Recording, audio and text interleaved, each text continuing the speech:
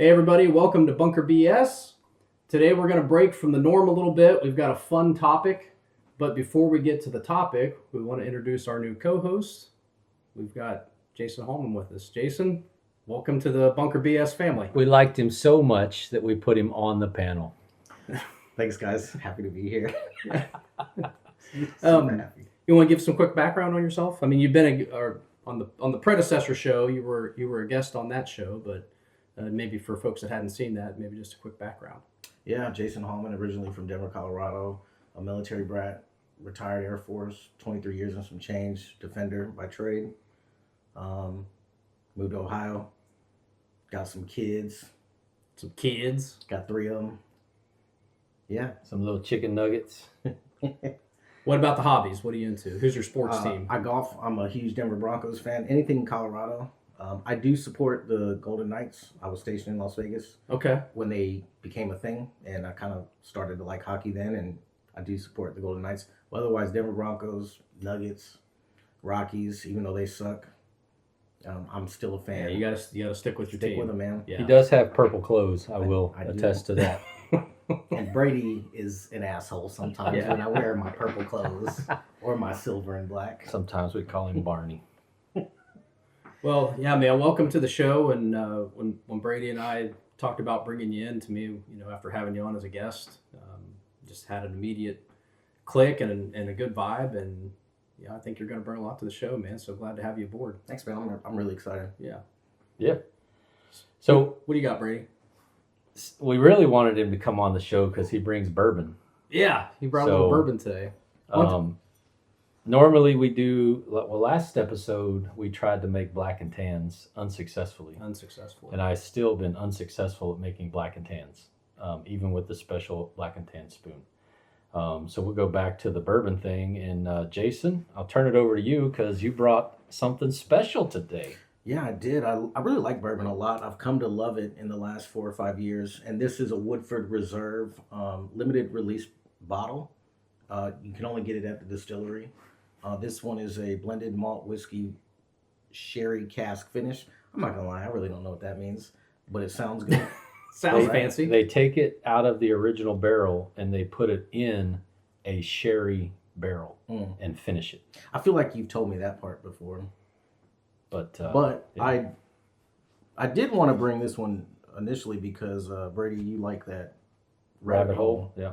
And it's a sherry cask finish, and so yeah, you can swirl it around the glass, and you can see the oil sticks to the side pretty good. That's what they say, a good sign of a good bourbon. What do they call those? I don't know. They call them Kentucky Tears. Kentucky Tears? Yeah. Okay. Or Tears of Angels, I think is what I heard it at tasting once. Well, it's definitely sticking. It is a little darker. Yeah. And then you got to nose it. What do you know? Yeah, damn. Get you a lung full of that. Woo! Yeah, it's a contact. That's Kentucky Tears. Whew. Stuck my nose a little too far in there. Let's try it a little bit lighter. Woody's going for the cocaine snort. Yeah. That's actually interesting. As a novice, I think it's actually a pretty mild aroma. I mean, I think it smells. It's not bad, really. Yeah. I mean, this is going to sound funny because you and I have talked about this where people are like, "Oh, it has a vanilla undertone with hints of caramel, charred strawberries." But I feel like I do smell cherry if I smell gas. I smell like a after that gas part goes away. Here's the thing though. Like I wouldn't come to that on my own. But hearing you say that, like, try breathing with your mouth open. Cherry, yeah. Breathe with your mouth open. No, to your nose it with your mouth open.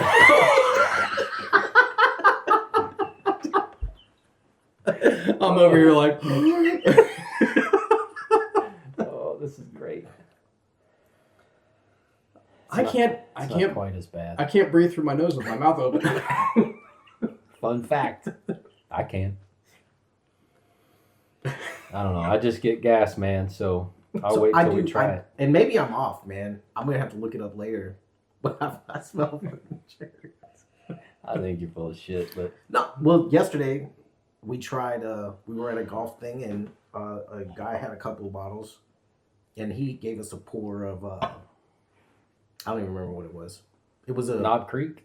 Knob Creek, something, maybe single barrel or It distiller's pick, master distiller pick, or something like that. And it had a very strong smell that was good. Like it smelled really good. Yeah.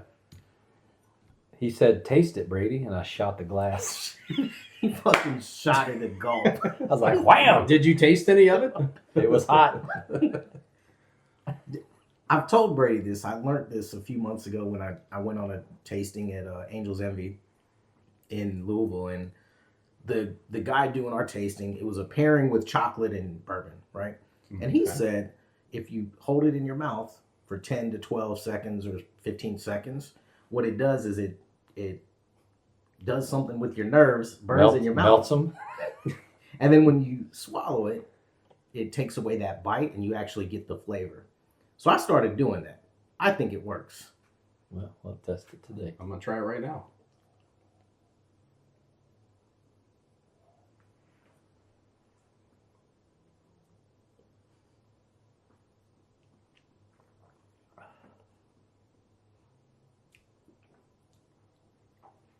Nope. It definitely doesn't burn as much going down. Definitely doesn't burn as much going down. But while you're holding it in your mouth, you kind of get like that Listerine mouthwash feeling, right? Yep. Yeah. But it didn't. If you were to take a sip and just go down the hatch, I would feel that burn all the way down. all the way down. Yeah.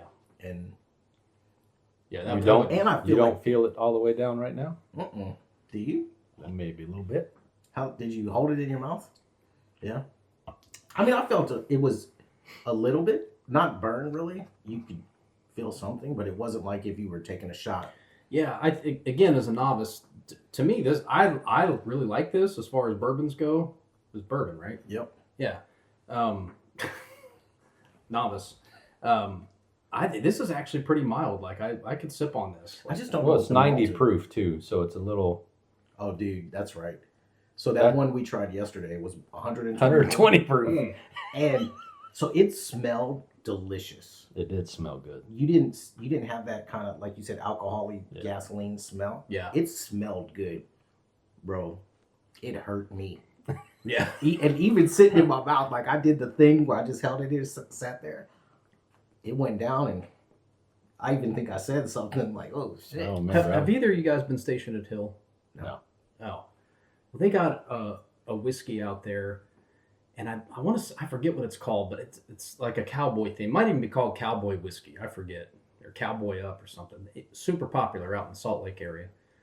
But I had a buddy that retired in the museum. They got a nice museum out there at Hill, but the hangar that he did the ceremony in, it's like all the way in the back, right?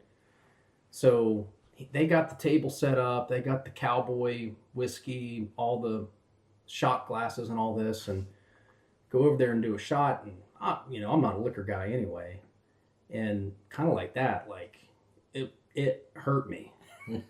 And then like after it hit my stomach, like, oh, I think I'm gonna vomit. And I like had to like poop walk the entire length of that museum to get out to the front lawn. And I yacked on the front lawn. I mean, this is just a couple years ago, right before And you hadn't drank anything before that? No. Damn. That was some strong. They drained that out of somebody's gas tank. Well, you know those cowboys, they were pretty, that rot gut stuff they used to drink. Yeah. Maybe it was just rot gut. Well, and the crazy thing is like when you're a kid and you watch those cowboy movies and they're drinking like it's water. They come in out of the hot sun and it's dusty and it just looks like that glass of whiskey quenches your thirst so good. And man, I don't think that could be further from like who the fuck would want a shot of whiskey after riding the range all day? You know what I mean? Can I get us some ice water? You got a chilled glass? Yeah, tequila's that way for me, man. Like I could have nothing, and I take a shot of tequila, and once it hits, it wants to come right back up automatically. Yeah, this ain't too bad though. Yeah, it's not bad. So if you had to compare the sherry cask of this And it says it's blended malt, so I don't know what that means. I'd have to look that part up. But the sherry cask to sherry cask, is there a comparison, you think? It's very similar. I mean, yeah, I would probably still go with my rabbit hole just because, but very similar. I do like that with all the bullshit that I was initially. It does smell like gas, but so does that. But drinking it is way different than smelling it, so I'm not in it for the smells. I don't do the chocolate and the vanilla and the burnt strawberry. The nodes. The nose. Yeah. I like to drink it. But the sherry cask, yeah, that's very good. Very good. Yeah, Jason, thanks for bringing that on. Yeah, man. Yeah. Do you like Good it, choice. Woody? I do like it. I mean, as far as bourbon goes, I mean, I don't know if I've tasted enough yet to name a favorite, but the last time we had bourbon, you had Blanton's. You really liked Blanton's. Blanton's was good, especially when it was cut with a little water. Yep. Well, yeah, That for would be- sure. Like I wonder man, I might have to have another pour and throw an ice cube in this one. Yeah, and man. See what that's like. You know what I mean? I'll go get some ice cubes. Yeah, You guys keep chatting. yeah. Because I think so. I don't just sip on bourbon straight at home. Yeah. I throw an ice cube in it, and maybe if I do like a heavy pour, maybe a drop of water or two. But I like it to be chilled. Yeah. And have that water. And I notice a flavor change completely to where when people say, oh, I taste this or I taste that, when I add that ice is when Jason can taste You start to taste it. Yeah.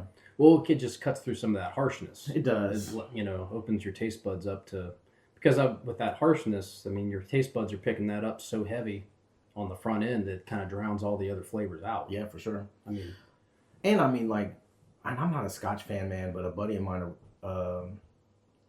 was huge into Scotch when I was stationed in England, and he had a room the size of this with nothing but Scotches. oh, geez. And so we would go to his house for like barbecues and stuff, and he would pour us a pour, but then he had this little saucer for pouring water. Yeah. And I could definitely taste a change then, you know what I'm saying? I'm excited to have a pour with an ice cube. Scotch is one of those two, same for me, where it's like it's pretty tough. I think you have to be a special breed to deal with that flavor, you know what I mean? Well, and Brady, you and I talked about this once before, but when you cut it with an ice cube or maybe a little water, do the bourbon and whiskey snobs they kind of frown on that, like, oh, you're not a real connoisseur, you're not a real bourbon guy if you gotta have an ice I'm cube. sure there's some out there that do.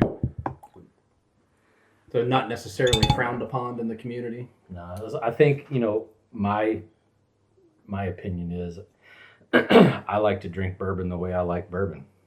Yeah. And if putting an ice cube in it hurts your feelings, then I'm sorry, but I'm not.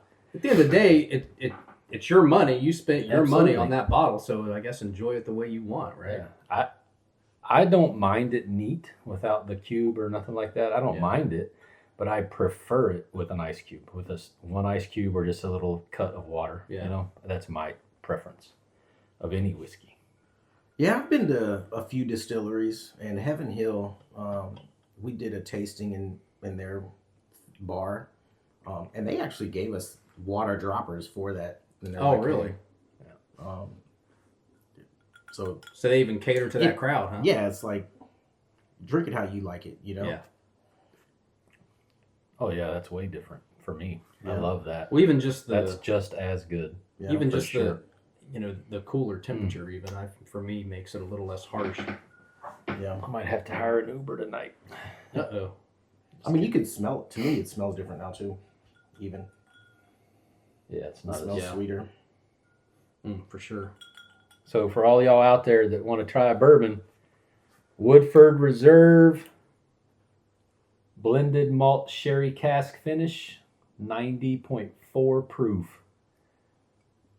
Bunker bullshit approved. All right. Stamp it. Drink to that. And that's what we'll be sipping on besides our water and coffee throughout the next hour and a half. Well, but I do have to drive tonight, so this will be my last we'll one. cut you off. We'll be good wingmen and cut you off Julie can't drive in the dark, so when we think you've had too much. Yeah.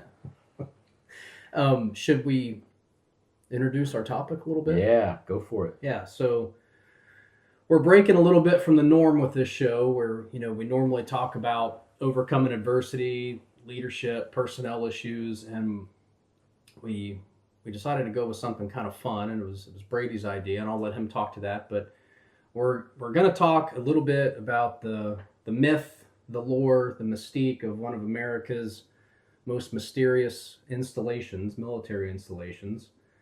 You guessed it, right here in Dayton, Ohio, Wright-Patterson Air Force Base.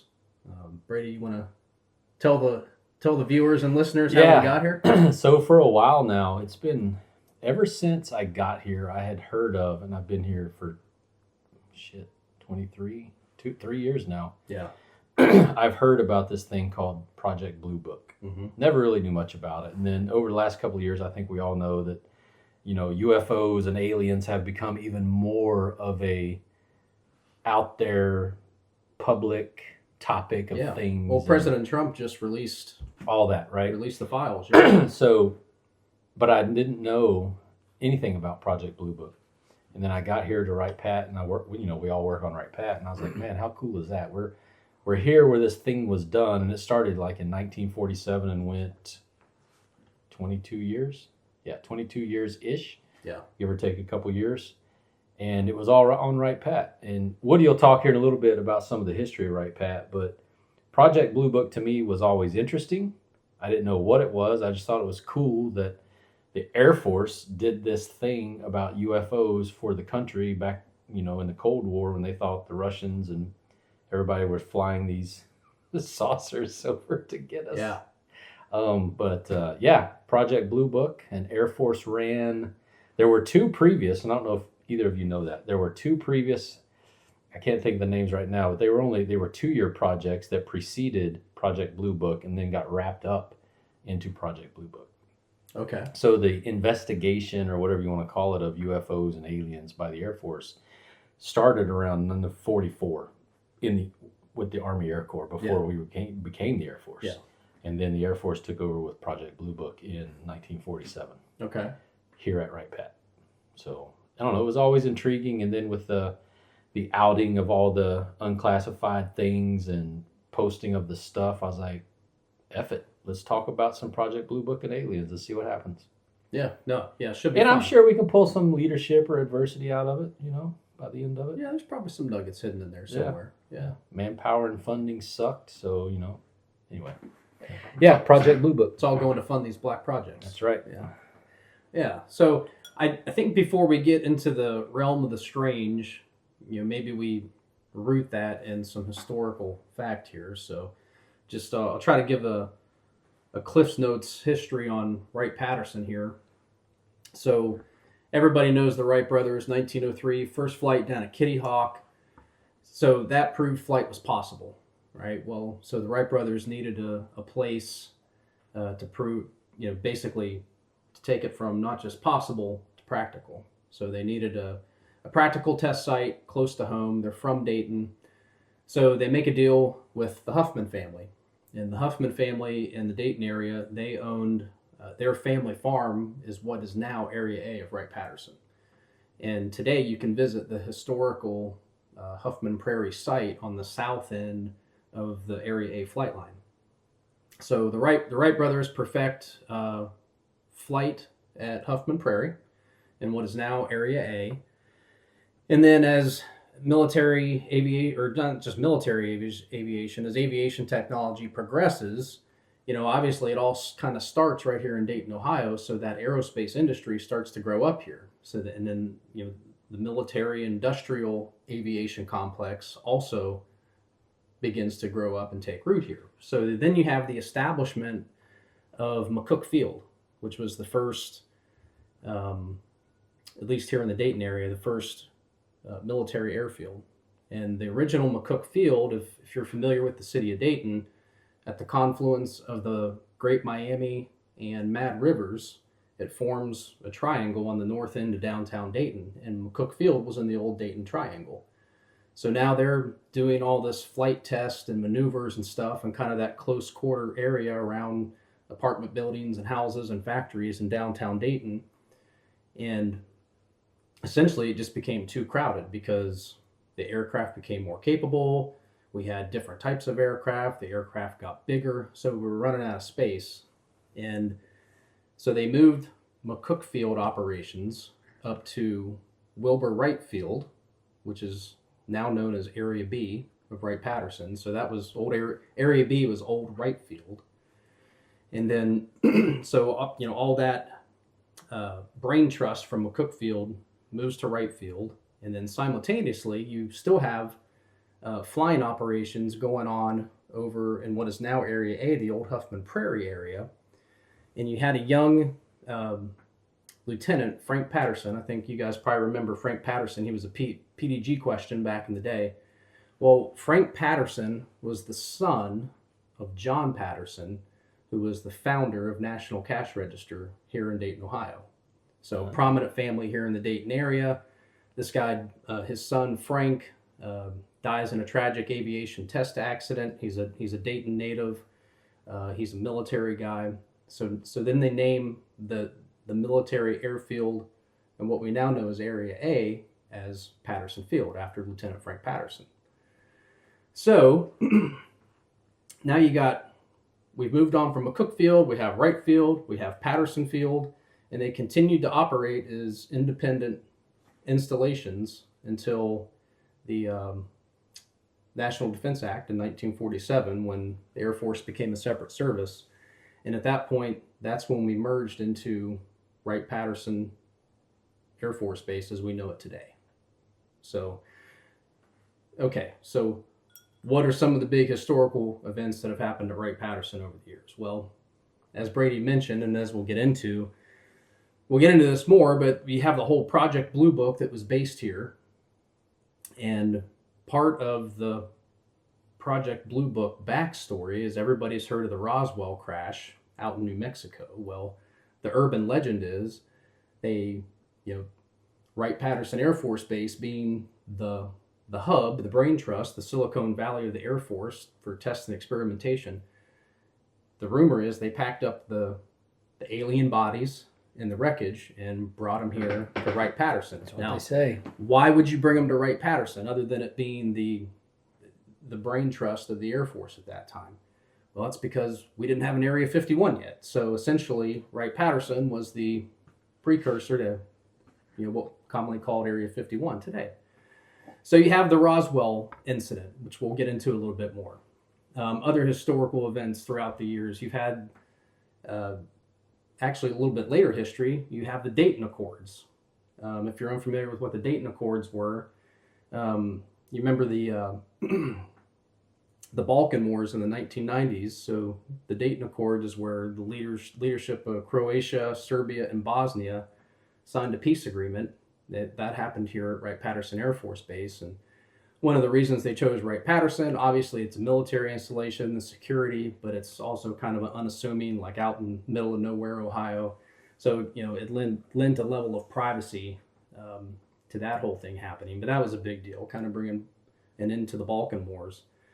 Get a little bit out of order, back in 1984, anybody who's familiar with Wright-Pat or the Dayton area, you can see it right outside of Area A. It's a big, huge, prominent building. That's the AFMC headquarters, Building 262. Well, back in 1984, Building 262, they were doing some repatching of the roofing material. They were resurfacing the roof, tar. So they've got like heat generating equipment up there and all that kind of stuff. Well, something in that construction process, that refurbishment process, that heat generating equipment, something caught the building on fire. Huge ass building. And at that time, this is before computers were like a common thing. You didn't have like a pocket hard drive. You didn't have a cloud to store your data in. And so all the technical data, all the test data, all the acquisition data from over the years, it's stored in hard copy paper form in Building 262. Like 262 is the Air Force's repository at this time for that kind of stuff. All that stuff lost in the fire. I've heard rumors that some of the firefighters were killed in trying to put out the blaze. I found conflicting reports where that wasn't true. There were some firefighters that were injured. But when I was working in 262, hearing rumors about people who died in the fire, that big, old, creepy building, there was a lot of times I'd be working late by myself or come in early by myself, and you get that shiver down your spine thinking about the fire, right? So anyway, the ripple effect to our generation is that because the Air Force lost all that single point of failure hard copy data, that is why the Air Force became fanatical about file management and, having it stored in the cloud, having it stored on a file, and it's, dictated by a file plan, and then you get inspected on your file plan. Like, the Air Force became very meticulous about file management after that. So that was another big historical event. I think I'm probably leaving a couple out, but why is Wright-Patterson important today? It is a collection of major national defense critical asset type agencies. You have NASIC here. You have that's the National Air and Space Intelligence Center. So NASIC is headquartered here. Air Force Research Laboratory is headquartered here. Air Force Lifecycle Management Center is headquartered here. The 711th Human Performance Wing, the National Museum of the United States Air Force, which, by the way, if you've never been, is bar none the best aviation museum in the entire world. I mean, that's an objective fact. Plan 5 days if you're coming to Absolutely. See it, minimum. Yeah. If you only got a day, don't waste your time. Yeah. You got the museum. You've got the 88th Air Base Wing, who if you think about Wright-Patterson Air Force Base as an apartment complex, the 88th Air Base Wing, they have a thankless job in that they're essentially the building custodians of that apartment complex. They take care of the roads, they take care of the buildings, they take care of the law enforcement, the safety, all that kind of stuff. So there's just so many moving parts to Wright-Patterson, and then you think about like the cottage industry that's grown up around Wright-Patterson. I've never heard anybody else call it this, but in my mind, I call it Contractor Row. All the defense contractors down Colonel Glenn and off of Grange Hall Road that have contracts and service Wright-Patterson. I mean, it's just still today, from the time McCook Field and the Wright brothers, became a thing. Still today, we're the center of military aviation technology is right here in Dayton, Ohio, and I think, man, try to brack this place. Oh yeah. I mean, it could not be done. I was thinking about it on the drive over here, Brady. Like, it would be impossible to brack this place. If you brack this place, it would cost you more money over the next 50 years to take all these functions and all these organizations and move them to other places. For those of y'all listening out there, brack is basically closing the base down. Yeah. They would not be able to do it. Well, Wright-Pat's also the largest civilian employer in Ohio. In the state. In the state, yeah. That's huge. Yeah. Yeah. So what's crazy to me, man, is I read a book a few years ago on Chuck Yeager, and even though it's from West Virginia, and this is going to kind of tie into something we'll probably get into with the stories. So, at a point when he was a pilot after World War II, he actually would come here, and he's telling stories about how he would literally go check out an aircraft and just fly, right? And you're listening, it's like, so you didn't have a scheduler, and yeah, you just showed up, and I want to take her for a spin. And if the maintainer was there to sign off to say, yeah, it's flyable, capable, or whatever the term is, he could go, and he would fly wherever he would do. Like, he had to do his pilot thing, but he tells a story in his book where he goes to West Virginia over his town, and he did a couple of laps around his town because he knew his town had never seen that. And he could see his house or his grandparents' house. I can't remember what it was, but when he tells that story, and then when I think about the stuff that we're going to talk about, I think about how people didn't know what we know, to these things that were really new in the world. You know what I mean? Yeah. Well, and just, being from a small town you know, and absolutely no offense to the folks back home, that's where I came from, but it's just like because of the profession we chose, just way more tuned into world events and understanding the big picture than a lot of the folks back home who just aren't exposed to that on a regular basis like we are. Well, even people around here too. Like I'll have my F-22 sweatshirt or my polo or something on, and I'll go to the grocery store. Or I'll go get something, and I don't want to say people freak out. That's a little strong, but people are like, "Oh, the F-22," and I'm just like, "Yeah, the F-22." I mean, I don't understand. Yeah, whatever. Yeah, I'm around this shit all my life. Yeah. F-16. Yeah, I've touched an F-16. Yeah, you've touched an F-16. Yeah. You've flown in a seat. Yeah. So I think sometimes I can't speak for you all, but I get a little, I don't know if it's jaded is the word, but I don't really not connect, but really think about that when I'm out and about. Like when I go back home and, to West Virginia, I don't really think, when Yeager flew over his hometown that, I bet you those people probably in that holler never saw an airplane like that, and we're probably like, oh shit, that's it.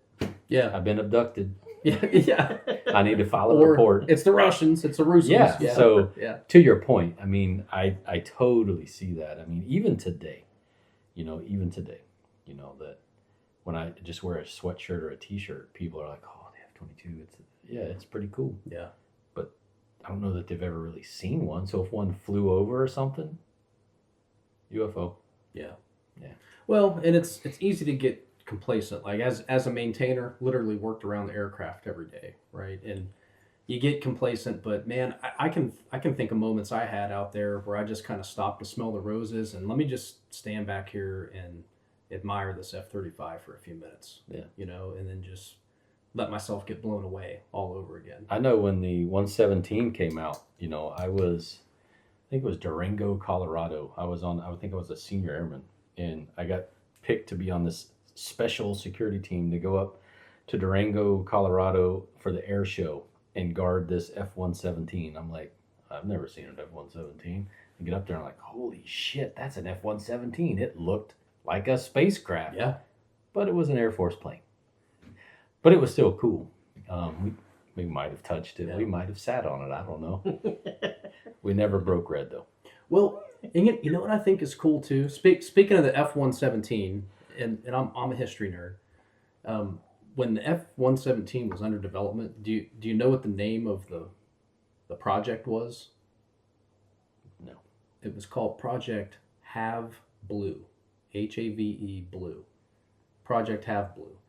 Like, it just seems like the most random thing, and you try to connect that to something about the F-117 today, you can't do it, which is probably why they chose it as the name. Yeah. But I just thought, like, man, the randomness of that is so cool. SR-71, Project Oxcart. You can't draw a direct line to that, but it just sounds cool. Yeah. So I don't know. I always kind of geek out on that kind of stuff. If you go to the museum and you walk past that, I mean, I think most people, when we say, SR-71 Blackbird, everybody's like, oh, the coolest plane ever. Very well may be. But that plane, I mean, just looking at it in the museum is ridiculous. They got one, I think, at Lackland on the parade field, too. They do, yeah. Yeah. And that's the one everybody goes to. But imagine that thing flying over. If you blinked, you'd miss it, of course. But imagine seeing that at an airport or something. Not an airport, but at an air show. Yeah. I mean, back in the day, because that thing's been long retired. What? Supposedly. Yeah, maybe. But, I mean, to your point of people just didn't know what they didn't know. And then things just start popping up. Yeah, and another thing he talked about in his book that kind of is interesting to me is Wright-Pat had an extremely active flight line at that time and had multiple types of aircraft.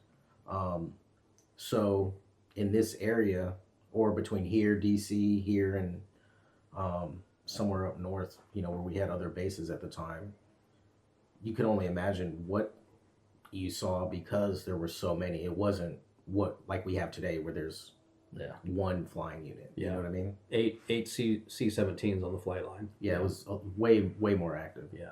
And I think folks who aren't familiar with Wright-Patterson, because it is such a famous base, might be surprised to hear that the only active flying mission at Wright-Patterson today is the 445th Airlift Wing over there. They have 8 C-17s, and they're a busy unit. My wife works over there as a civilian, but I think when folks drive over here to visit the base, they're thinking to see fighters and bombers and experimental aircraft, and like, nope, just got those C-17s out there, which are still pretty cool, you know.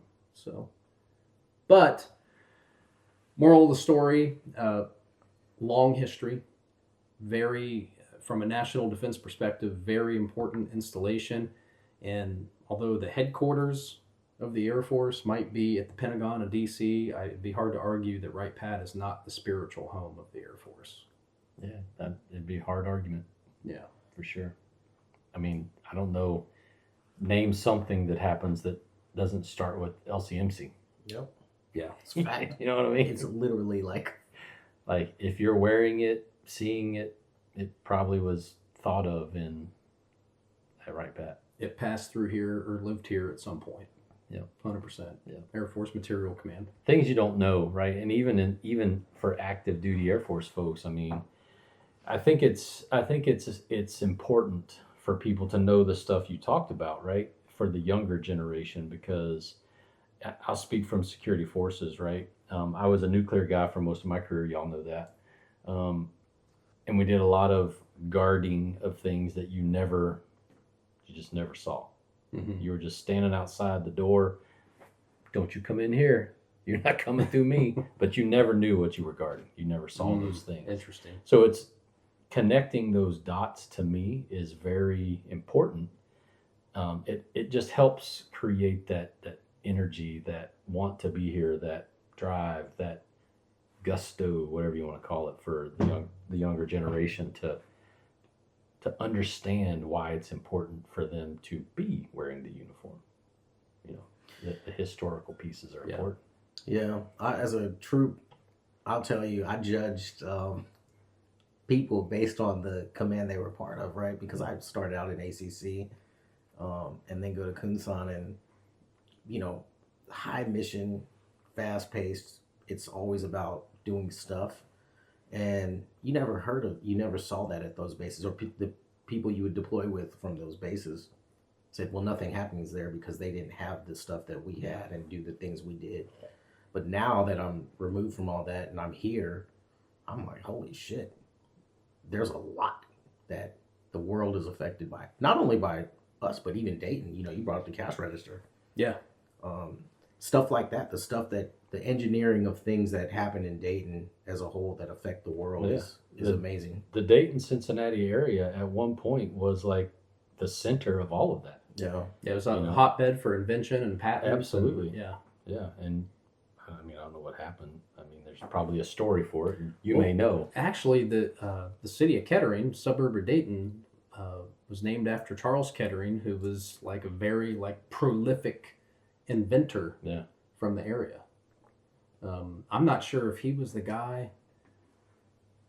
It was definitely an inventor from Dayton. I don't know if it was Charles Kettering, but the pop tab, that was invented here. Instead of the pull tab, the pop tab that we have today, that was a Dayton invention. Dude, so many things.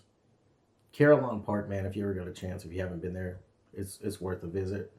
It talks Dayton history, and it's nuts. Yeah, Carillon Park's good, and you can get a good old-fashioned brewed beer down there as well. Yeah, have you been to that German place next to it? No. It might be called Carillon Brewing. Oh yeah, that's what I'm talking about. It's right. Yeah. It's good. Yeah, get like a colonial prepared meal. Yep. Yeah. Yeah. A little bland, but probably good for you. Yeah. No salt and pepper. Well, should we get into some? Now that we've talked history, should we get into some blue books? Let's start, man. See where it goes. Well, I think you got to start with Roswell, right? Well, you do, and I think that was the thing that started the whole thing, right? And it's funny to me because until that happened, some of the things I read and stories I watched, and it's all speculation to me, and it's all like your story's this, and I said this, and it's just so bits and pieces. Yeah, there's thrown together. Yeah, absolutely. So it's just like, okay, what are you going to latch onto and listen to and believe? But what I thought was interesting was until Roswell, now to what Jason said earlier, people didn't know what they didn't know. And we talked about this at work, I think it was last week or something. Like, obviously, back then there weren't cell phones. There weren't, was there TVs at that point? I don't think the TVs really became prominent till the 50s. Yeah. So they weren't like in every household. Yeah. So if you saw something, and probably you and maybe somebody else, and that was it. There was no pop culture influence. There you go. Yeah. So, and I've read a lot about that kind of thing. Like when we went down, I'm going to kind of switch gears for a second and jump out of the UFO alien thing. But we went down to where the witches, oh my goodness. Oh, in Massachusetts? Yes. Salem. Jeez. Salem, Massachusetts, right? And I'm reading all the signs and reading all the things, about this pop culture influence, and you say something and then it becomes this thing. It's kind of like the telephone game in kindergarten. I don't believe, personally, my opinion is, I don't believe that there's witches that have magical powers. I believe, that's irrelevant. But anyway, the story down there at this one location, there were like 19 people that were hung and killed because they were witches. Mm-hmm. But it started because I was like, hey, Jason's a witch, or he did something weird. And then somebody else would say something, somebody else say something, somebody else say, and then next thing you know, the whole town is spun up and Jason's getting hung. Yeah. So this type of stuff to me is kind of like that. Like in 1940, I saw this thing fly across the sky, or maybe it was a meteor, maybe it was I don't know, whatever it was, a lightning bug. I don't know. And I'm like, oh, that's weird. Hey, Johnny, I saw this shit fly across the sky. Next thing you know, there's somebody from Russia's trying to attack us in an unidentified flying object. But anyway, back to the Roswell thing. I've been to Roswell. Have you ever been down there? I've never been there. You ever been there? Nope. So I was in New Mexico for a lot of years. I was stationed there a lot. And we went down to Roswell, and it is, they got statues of green aliens, gray aliens. Yeah. Alien museum. It is the alien place. Hell yeah, you gotta eat. Yeah. Right? But you just think of that incident and the time period that it happened, and the people and the things they had at their fingertips to communicate that. What was it? It was just word of mouth. Yeah. So I am not let's say a firm believer. I'm not in disbelief. I can't, I'm one of those people that's like, I don't know that Roswell and this shit is really a thing, but I don't believe that we are the only living things in this thing called the universe that, is out there. I think it's just too big. I believe that, but I just don't know that the stuff we're talking about and seeing is really, I think it's, maybe you were doing little mushrooms or something fluke. I don't know. That's just me. Yeah. Roswell, I don't know, man. If you believe Sheila Wendell in 1994, there was none of that shit here at Wright-Pat. Well, we were talking about that before we flipped the mics on. You want to talk about Sheila Wendell and that? Yeah. statement So real quick? the reason Sheila Wendell stuck out to me so prominently was I came in the Air Force in '94, and she was the Secretary of the Air Force at the time. So every reporting statement that I did, or every little thing that I had to know, Sheila Wendell's face and name was attached to it. Aaron McCoy reports as ordered. Sheila Wendell. So when I read that, I was like, where do I know that from? Holy shit, Air Force, Wright-Pat, Project Blue Book. But she directed this audit of all of the records of the building you were talking about, and was like, nope, nothing here. Nope, not a thing. There's no record of it. And I wrote down no Roswell documents specifically. Yeah. She directed a team to look through all of the things that were left and see if there was something about the Roswell incident. And, oh, by the way, the stuff that was collected at Roswell was supposed to have been brought to Wright-Pat and stored. The alien bodies, the craft, everything.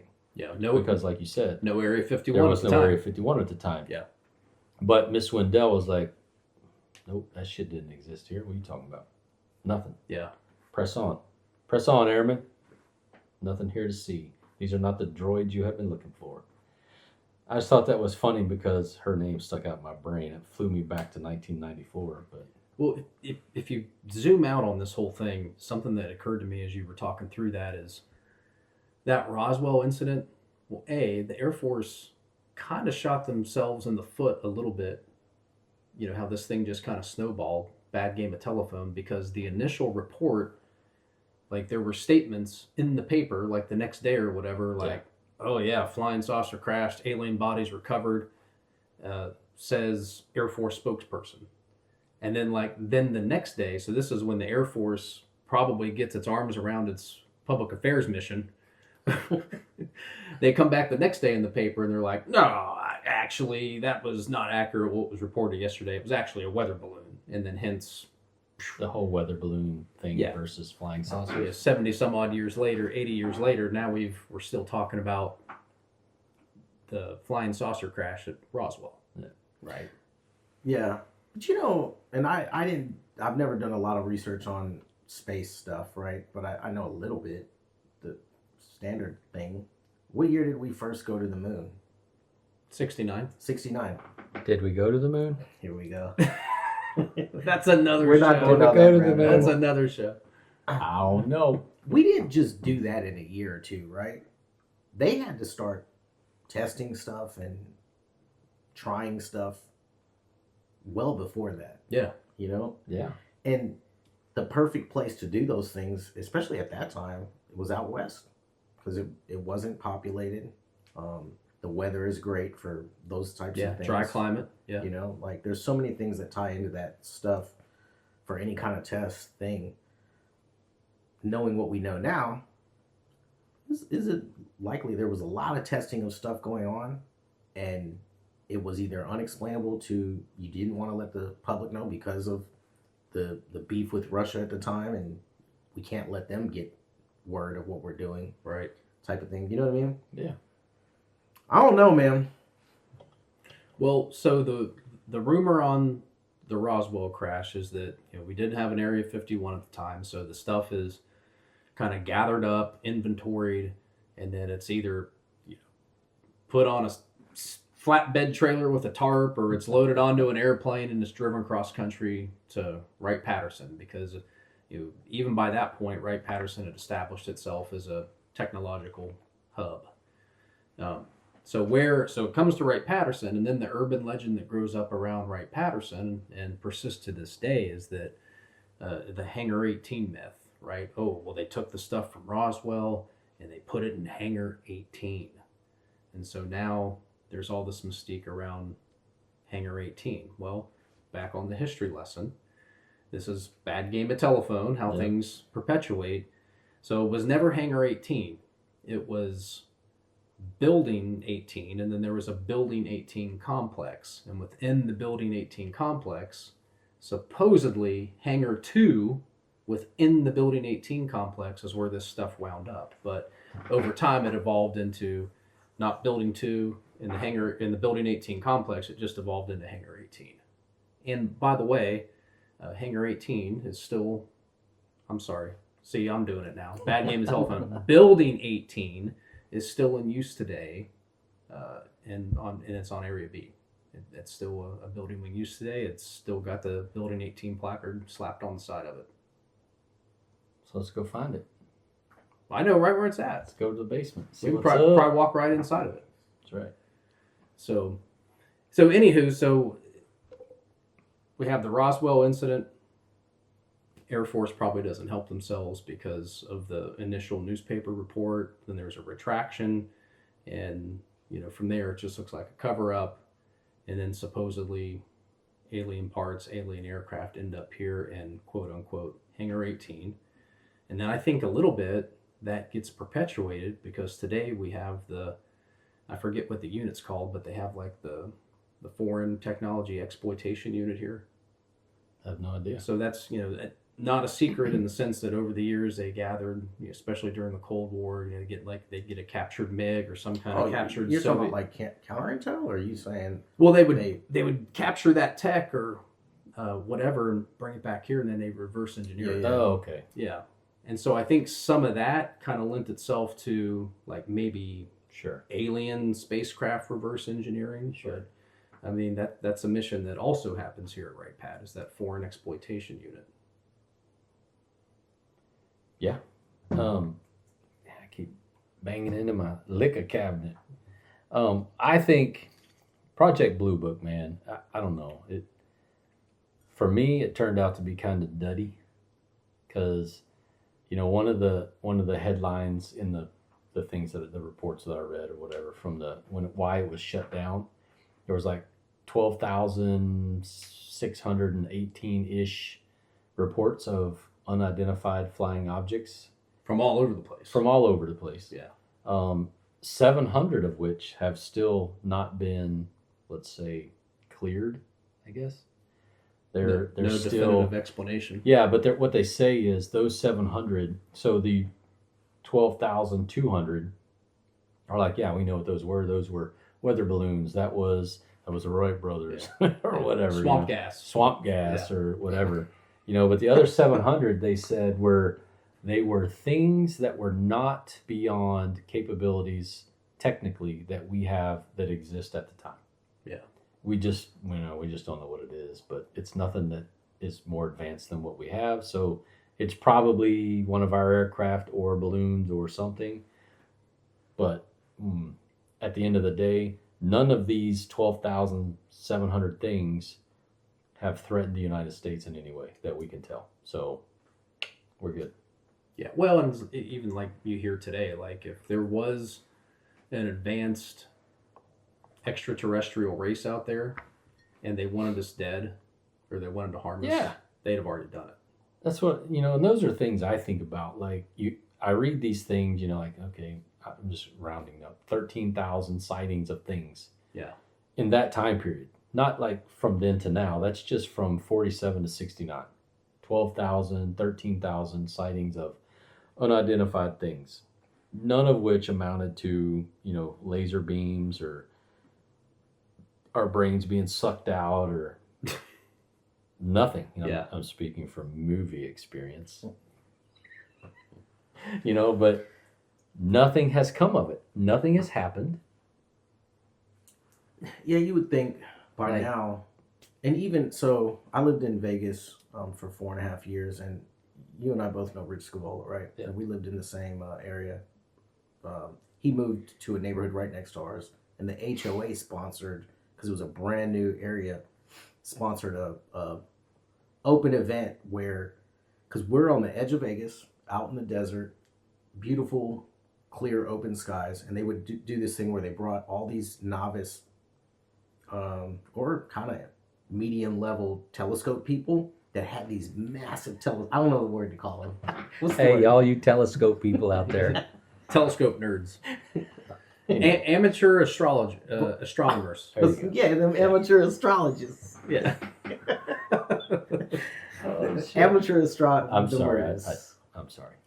AKA telescope people. There you go. But dude, these telescopes they had, oh my God.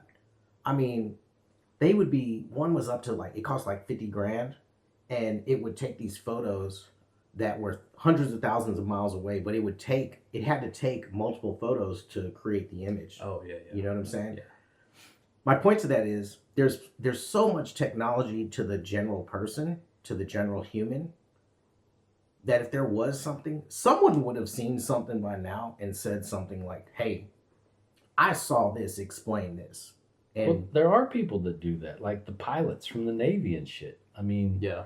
And this is a conversation Julie and I have had numerous times. Like, I think at this point you all get that I'm not a solid believer of aliens and UFOs, but I don't think they don't exist out there way somewhere. But I mean, when Navy pilot X comes back and like, yo, I saw this thing and it was the Tic Tac stuff. Yeah. And it was not something that should be there. I know that person is probably a cleared professional. It's highly skilled at flying aircraft and all these things. How do you full of shit, bro? Well, and that's the thing. Like, you know what I mean? With our the general public, they think our pilots are just like maverick, just like meathead, risk-taking jockeys.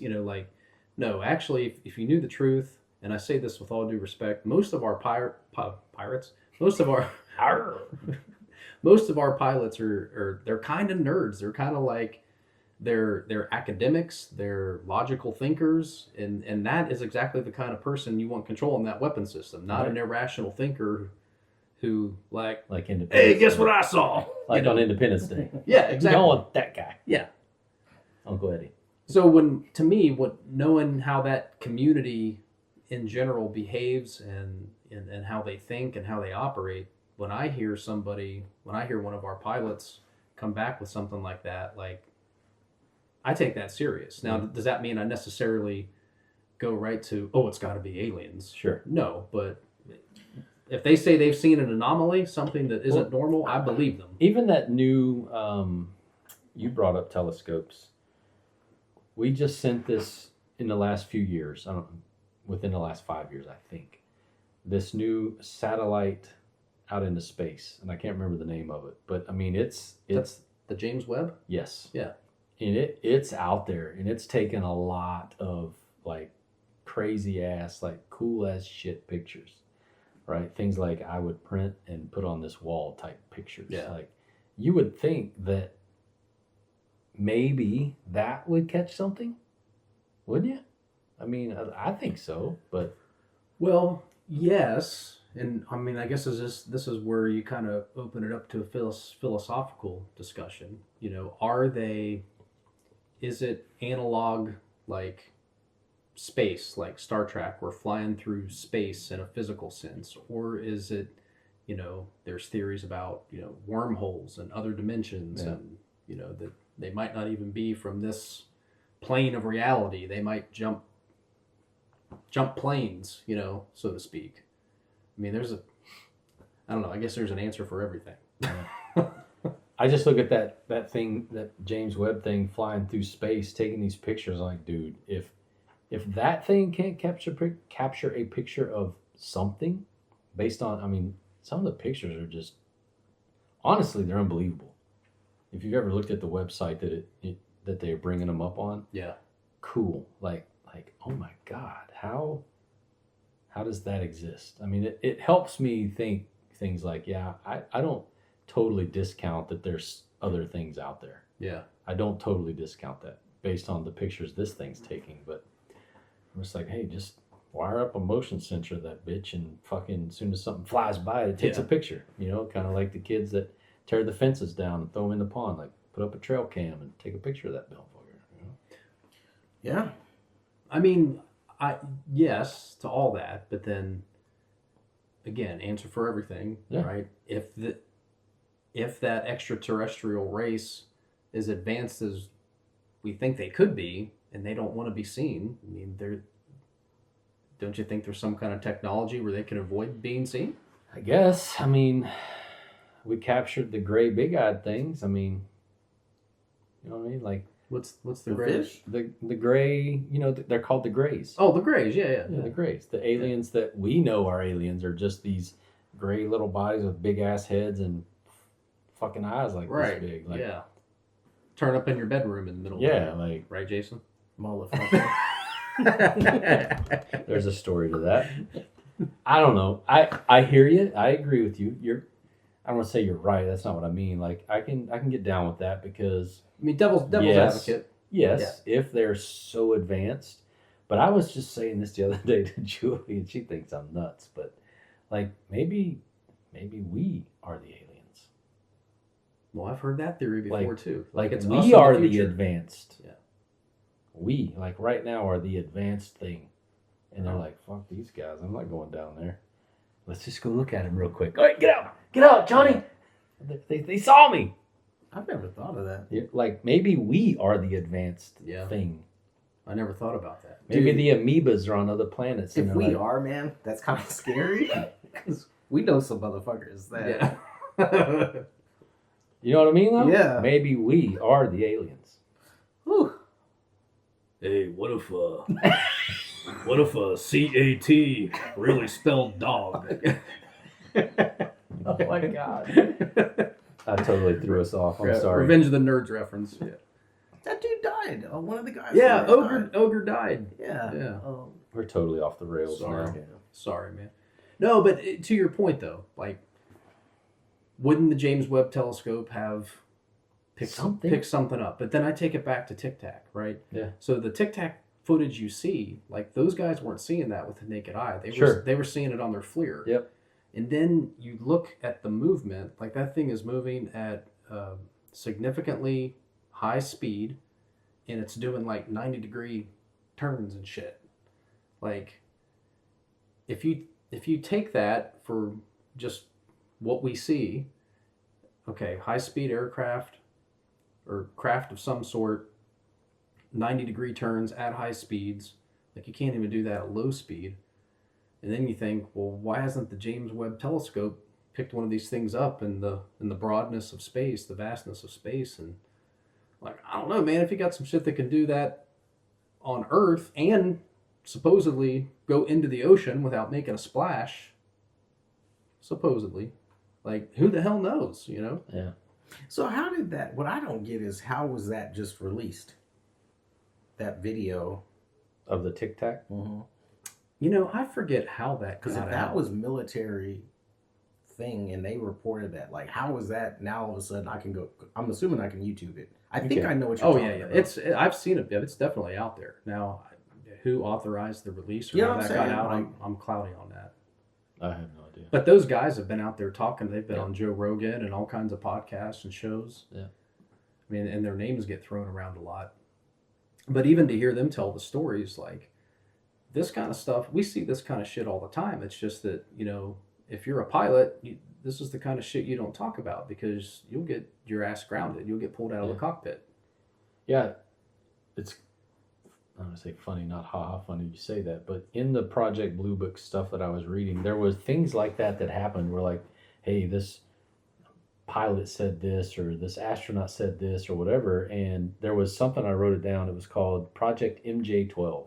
I don't know if either one of y'all came across that when you were looking at your stuff, but it was something that supposedly, you know, astronaut pilot X said some things, and then President Eisenhower had these secret meetings and with these people and I've heard about this. The alien people, and yeah, you know, and all these secret meetings were occurring. But the Project Blue Book documents that I could, you know, scan through and whatnot were like, hey, President Eisenhower's appointment book doesn't have anything like that.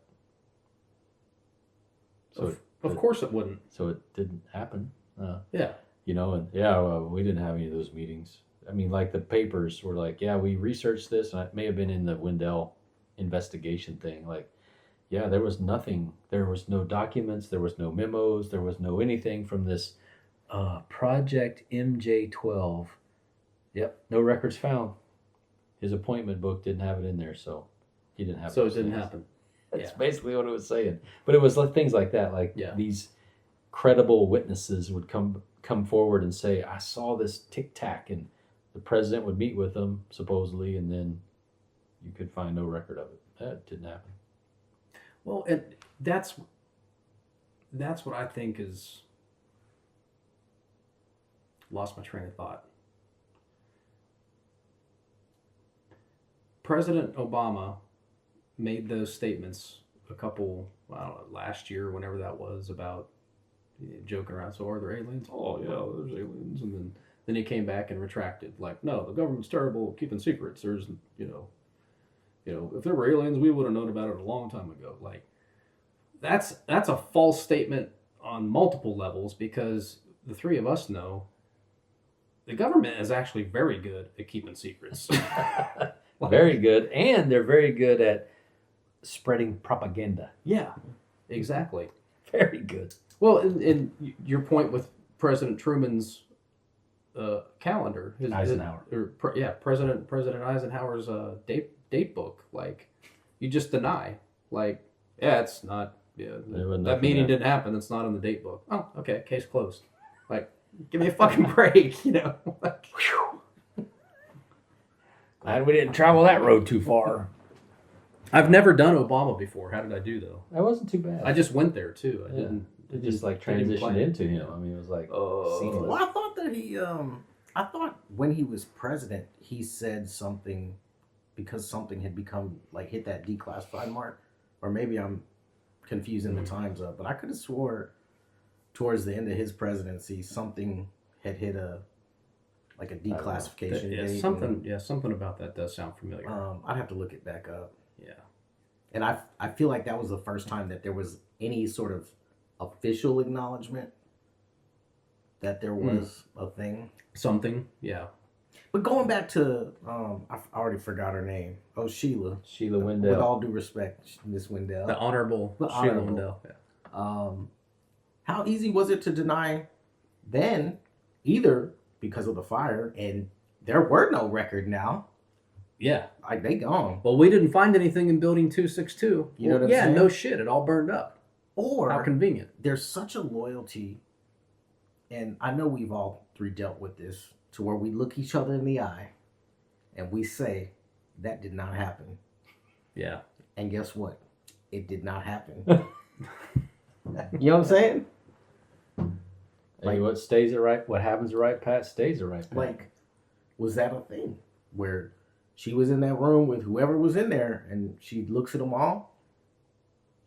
It didn't happen. What? Okay, I know you guys said, you laughed at me when I said, did we go to the moon? But, I mean, maybe that's what happened.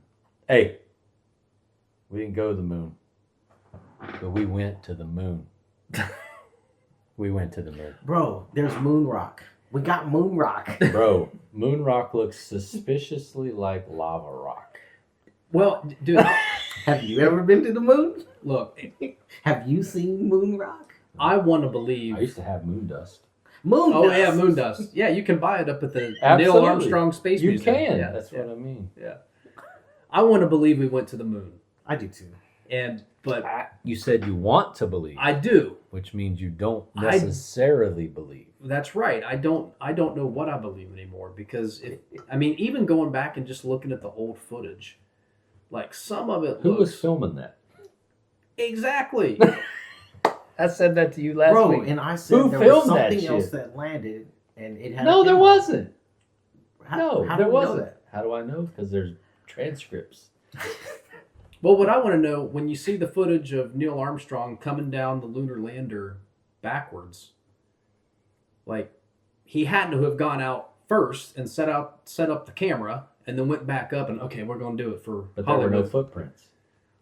What do you do? Fucking float? Was there? Yes, it's. I mean, space. I guess he could have floated. You can swim in the air in space. What do they call it? Space. Well, you can swim in the air. I'll tell you what, though, Brady.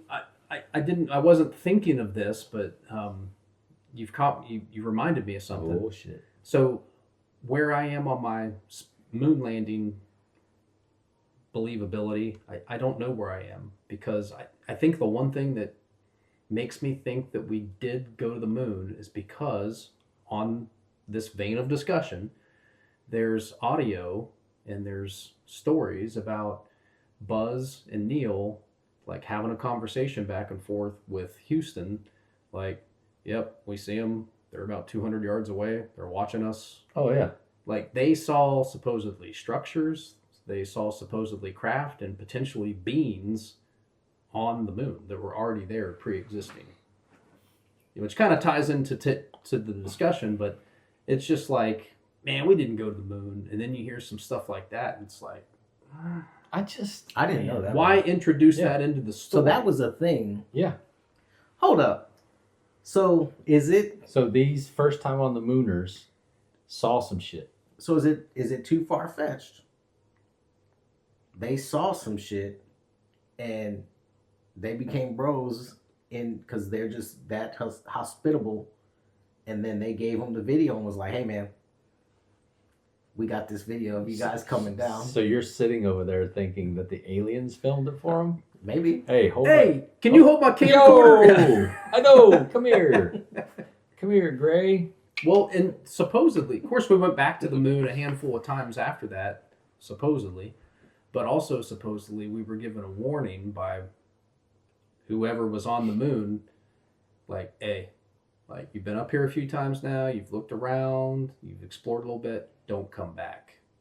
And then, you know, for all those years, for 50 years, we Are you guys fucking with me right now? Because No, I've man. never heard any No. of this. And Dude, yeah, you got to you're check it out. convincing, Woody. And you got that look. Is this for real? Yeah. Yeah, for real. I'm gonna go Like- look at this. And going to your point earlier about you would see something. When I left Vegas in 21, right? I'm sitting on one of my friend's back patios. His wife had a Samsung phone, and I had an Apple phone, and he had an Apple phone. And we were playing with our cameras because, you know, in that sky you can see a lot of stuff, and it's real beautiful. But it was going into the evening time, probably like 7:30, and so you could start to see the moon. And she was taking photos with her Samsung where you could see the moon very, very well. Like, it was great. You could see kind of craters almost. I couldn't take that with my phone. My point is, her basic Samsung phone could get that close of a thing, right? Yeah. If you're one of those, what I call them earlier, Amateur Telescope. astronomers. people, Let's go, people. you know, like, they would see those things, you would think. Well, if they're on the dark side of the moon, they wouldn't. Because you know the dark side of the moon is always dark. We never see the dark side. That's why it was such a big deal when they went around the dark side of the moon. Because we only see that piece of the moon. That's the only piece we can really see through telescope, whatever. Well, when they sent those pictures back from Artemis, my wife was like, she's a skeptic, you know, but she was like, those pictures look too perfect to be real. She's like, I don't think those are real pictures. But back on alternate moon theories, we never see the dark side of the moon. Yeah.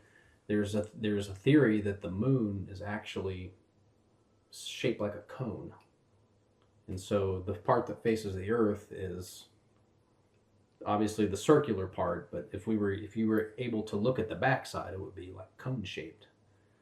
And that maybe it was brought here, and maybe it's a craft. And the astronauts say that when they landed on the moon, it rang like a bell, like maybe it's hollow. There's all kinds of stuff out there on the moon. You guys never heard this? No. The Earth is not flat. Fact check me. I'm not saying those things are facts. I'm just saying that I'm not doubting you. those I've conspiracies never are absolutely. They're out there. Those theories are out there. You're talking about a guy that didn't know there was a dark side of the moon that's never been seen. I thought it's fun too. No, the Earth spins and the moon rotates around, so you only see that one side. That one piece of the moon I didn't know is that. always shown. That's why it was such a big deal when they went to the dark side of the moon. And they didn't say it was cone shaped. Did they go? But think about how that would rock society if they came back and they were like, it's cone shaped. And there's people there, and they said, don't fucking come back. I already told you once. Maybe it's the future us. I mean, On the cone. that's a theory. Hey, Especially if they could talk. but we didn't land this time. But we did way back then, but we couldn't land. I was like, hey, just go grab the flag y'all planted. We just bring it back, put a new one out there. Bring the old one back, we put it in a frame, put it in a museum. First flag on the moon. They say, Can't do it. I think the Artemis, I'd have to go back and verify, but I think the Artemis mission was able to take like high def pictures of some of the landing sites from the 60s and 70s. Like that you could see the flag in the high def picture. And that I believe it, man. There's no way we saw that thing go up into the sky, disappear, and then come back out of nowhere and it not do the things they said it do. I don't believe that. I mean, that's fine. I mean, you're talking about the moon landing or the Artemis? Either one. No, I don't doubt that they went up. I can't say the moon landing because I don't know that they had the video. I don't doubt that they went up because that would be, there's too many people on like the Earth that saw things go up into space, right? But I don't know. You think it's easy to say, yeah, once you get out there, ain't nobody. It's just us out here, so we can say whatever the fuck we want. We did whatever we wanted. Yeah, ain't nobody else out there, and we're the only ones that landed there with humans. So, I thought about this earlier, and it kind of ties into what we do, right? Information protection. Think about how there wasn't information protection the same back then, and then how that applies to, like, I don't know what this James Webb thing is, but I'm assuming there's something that they got a level of information protection where they're saying, look, we're not going to let these things out. Here's the things you can see. Here's the things you're not going to see. You know what I mean? Right. Yeah, that's true too. Yeah. So then maybe other people have seen the things, but because of the government and their control of stuff, they're like, okay, cool, you saw that, you didn't see it. You know what I mean? Yeah. All that's possible for sure. Maybe. For sure. Yeah. We didn't land on the moon though. Man, I'll tell you what. One more quick moon story. I watched that documentary several years ago called "A Funny Thing Happened on the Way to the Moon," which is about all this stuff. We didn't go to the moon, and it was back in the day. I had it on DVD, and I went home to visit, and I was like, my dad would be super interested in this because he's like into conspiracy theories and stuff. And I gave it to my dad, and told him what it was, and he was like. And I think because he was a kid at that time, and that was such a significant life event, like big event. And I've never seen my dad get like this, or very rarely. He was like, we went to the moon. Like he got very belligerent and very matter of fact. Like there ain't nobody that's gonna tell me we didn't go to the damn moon. And basically like, I don't want to hear about it anymore. And I was like, oh, okay, But I think but after I thought about that, I'm like, that was probably such an impressionable event when he was probably 11 or 12 years old, that like, it's almost like they say, don't meet your heroes. Yeah. You know what I mean? It's like, I don't know. I guess if I put myself in his shoes, I kind of get it, but I don't know. It just surprised me when, to see my dad have that kind of reaction. And he was from Ohio, right? Like, grew up in Ohio? Well, he actually grew up in Alabama. Oh. Yeah. So was he in Alabama when that stuff happened? Yes. Yeah. I was going to say, because if he was in Ohio, like, so many of the astronauts were from Ohio. I didn't know that, right? Yeah, and that's true. Like, there had to be more in this area, I guess, belief or more, kind of... local tie-in type, buy-in like, type where thing. You're like, no, if Buzz said it happened, it happened. Yeah. No two ways about it. I don't know. Well, I mean, to me, just like I was talking with our pilots, I mean, you take an astronaut and you think about what it takes to become an astronaut, the psychological evaluations, the physiological evaluations. These guys had advanced degrees, and to me, like, if these guys come back and say something, that's credible firsthand account. Now, is it this or is it that? I don't know, but they say they saw something, or they say they didn't see something, then you got to believe that to a certain degree. Yeah, I agree. Yeah. Man, we got off a Blue Book though. Hey, well, I don't really have much more on Blue Book. I mean, I don't know if y'all do. I just thought a lot about it. One, I thought it was interesting when you heard some of the names. They're people we're semi-familiar with because bases are named after them. Yeah. And so it would be these casual conversations or events where someone who was involved with that is now that there's a base named after that person, and how significant that is to just the Air Force and how young the Air Force was at that point. You know what I mean? Yeah. And then I think, we kind of talked about this as a leader, right? When you're dealing with stuff that is either new, unfamiliar, or you just don't want to be bothered with it. And the challenges those leaders had to face Oh, yeah. dealing with that thing. Yeah. You know, whether it was Woody coming up to Colonel Vandenberg and saying, "Hey, Colonel, we got this new report," and the Colonel's just like, "Fuck Woody, man, not again. I don't need this shit right now." Yeah. You know what I'm saying? Yeah. Or, "Hey, man, thanks, Woody. Let's really dig into this," and you know, and then him saying, "Hey, I got to go brief this guy, and how am I going to convince him this is legit?" Or the opposite. Yeah. You know. Or, hey, I think this is legit, but I don't have enough facts to convince my boss it's legit. So it's either going to die right here because I don't want to risk my credibility, or go find me some more evidence. Yeah. Right. Yeah. Yeah, but it is interesting, I think. It is, and especially now. I don't know if you guys have had the chance. Have you gone online and looked at the things that have been declassified and released? Man, I'm ashamed to admit, especially knowing we were going to do this topic for the last couple of weeks, I'm ashamed to admit that no, I haven't. Yeah. Have you? It's been on I've my read a to-do few list. things on the National Archives. No. I'm talking about like the most recently. The file release. The file release from no. Department of War, Department of Government, but by the government. I think, I mean, it didn't help me get any closer to believing. It actually probably pushed me a little further away from believing and more to it was just Joe Bob and Josie sitting out in the field and a shooting star or something went by and they're like, damn, it must have been this thing. And then they went and said something and it turned into this. Yeah. So do you know where the term flying saucer came from? Mm-mm. So the initial report, I think it was a pilot, initially reported that while they were out, flying, they saw this unidentified aircraft that flew like if you were, and I'm paraphrasing, but pretty close to what he said. If you were to throw a saucer, it would kind of fly like that. Mm. So it became, flying saucers look like this saucer.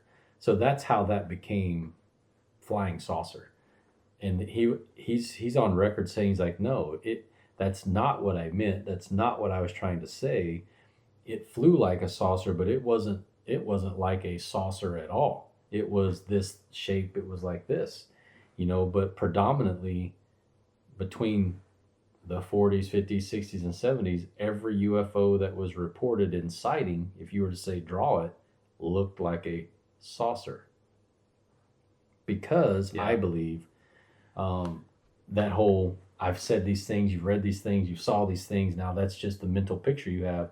And I was telling you the other day that couple, there was a couple, I think it was in New Hampshire, or maybe Massachusetts, had reported they had been abducted. Oh, and Barney and Betty Hill. Yes. Yeah. They had been abducted and all these things happened and and they've got a sign where they were abducted and it tells the story in 15 sentences. But come to find out when they were done with all of this, Barney and Betty Hill had just watched a movie that talked about almost exactly their story to how they were abducted and things that were happening, or read a book. Or it was either they watched a movie or read a book. And then all of a sudden they had these, I can't remember what the type of dream is called, but it's a type of psychological scenario. It's a dream where it's a very, very deep sleep, very lifelike dream of that book, movie, whatever they watched. And then they woke up and they were like, holy shit, we've been abducted. And that's how their story got done. So almost like the movie or pop culture created that cognitive scenario. Bias. Exactly. Yeah. And you can see that in, I mentioned it earlier, and you may have mentioned it, or one of you did. Up until the Roswell incident, there were no sightings or reportings of anything. There wasn't. And then it became and then between saucer mania. 40 and 60 and 70, you shoot up to the thousands and thousands of reports. And then when Project Blue Book became a thing, it spiked for a couple years. And then once Project Blue Book was turned off, it went straight back down and just kind of, you had reports here and there. But I don't know, man. Those things are just interesting. Yeah, the only thing I I would think is one that was such a huge time in advance of flying stuff, that if you look at the testing of different jet engines and how many they were trying at those times, could that be part of that reason? Because Chuck Yeager talked about that in that book he wrote on the different aircraft they were testing, in those years out in the West, California, Nevada, New Mexico. And some of those never became anything that we know today. You know what I mean? Yeah. So there was so much in that time period going on in that race against Russia to be the most dominant. Well, that's what, like, the whole test mission, it's like, to your point, maybe we tested this one jet, and this one jet was never intended to be like a production aircraft, but we were testing some technology on this particular jet that we implemented on another weapon system at a later time. Sure. Or to throw off the Russians that were spying on us, Like, hey, let's try this thing. Oh, yeah. Do this, build it to look like this. And then you got the public reporting stuff. That's a great way to throw off the other guy. Misinformation. Yeah, 100%.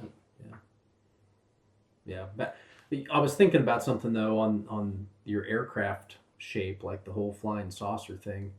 A lot of these things, and like now we got the Tic Tac video. Why we call it the Tic Tac video? Because the thing was shaped like a Tic Tac. And I've heard some of that over the years, too. It's like, oh, it was cigar shaped. Like, okay, Tic Tac, cigar, kind of elongated, oval. But then, like the flying saucer thing, I'm thinking, like, if you were looking at that craft from a side view, it could look like a saucer. But if you were able to get a 360 view of that, you could come up here and you could be like, oh, maybe it's a cigar or a Tic Tac shape, or it's this or it's that. So, But I also think about the F-117 or even the B-2. Some of these stealth aircraft, if you've ever seen one of those things fly and you look at it, it's like, I know that's a B-2, but is it coming? Is it going? Is it invert? Like, what am I?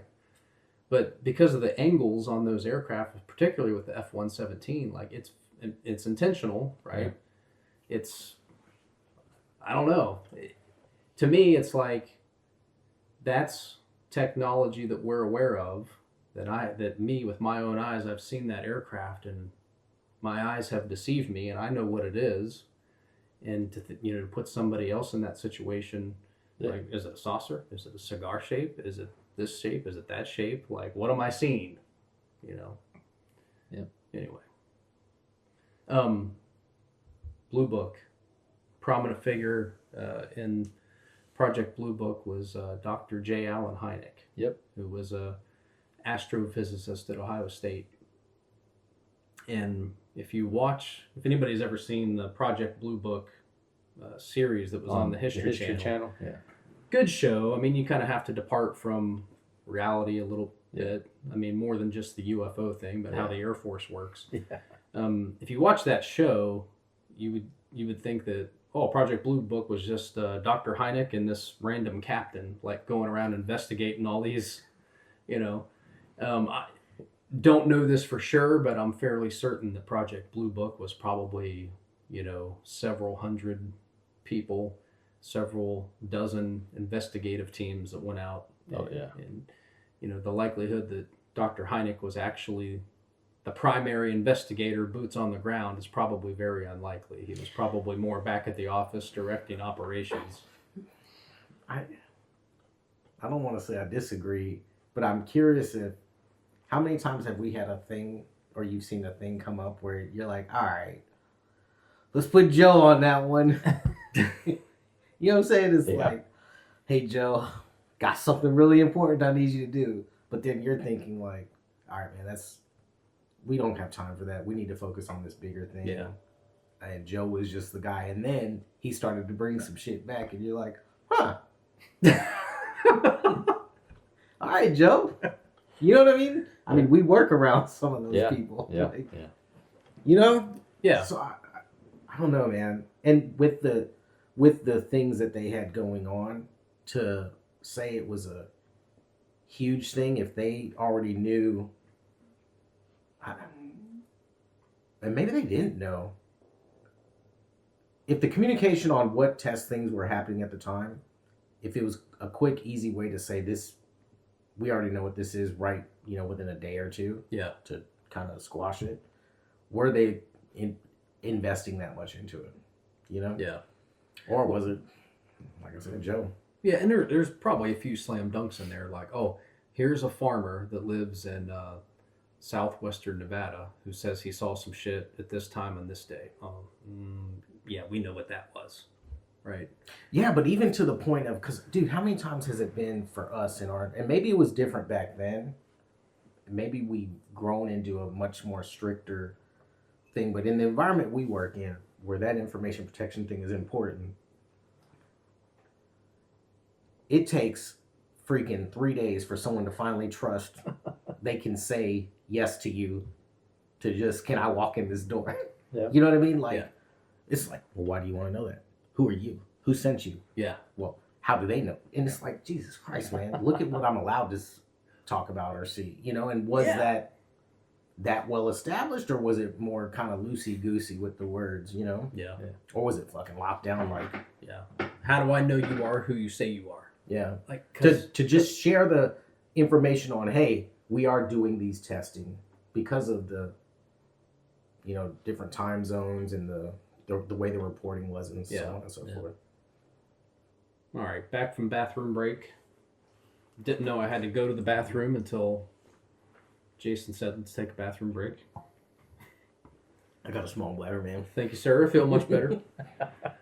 So, yeah, I guess we talked about a lot of weird stuff. I think we started out kind of wanting to talk about Blue Book, and we didn't really hone in too much on Blue Book itself, but a lot of related type stories. But I think to put a cap on Blue Book, it went on for 22 years, something like that. 47 to 69, 22 years, and 700 things were not identified, but weren't anything more than what we already knew we had type stuff. And Roswell, no documents.